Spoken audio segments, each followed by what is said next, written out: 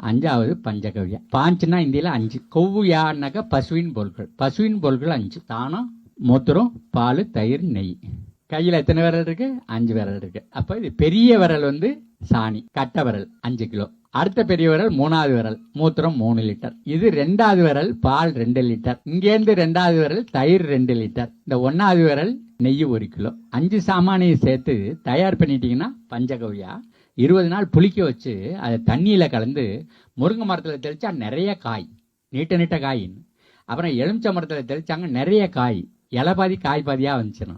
அப்புறம் 4வது அவங்க நாய்க்கு கொடுத்தாங்க. உடம்புல புண்ணாக இருந்தது, கொப்பளமெல்லாம் ஆறி புண்ணெல்லாம் ஆறி போச்சு, அங்கே முடியெல்லாம் முளைச்சி வந்துருச்சு. இப்போ நம்ம நெய் கலக்க சொல்கிறது இல்லை. நெய் சரியாக கலக்க மாட்டேங்குது. ஆனால் கடலை புண்ணாக்கு 1 கிலோ சேர்த்துக்க சொல்கிறோம்.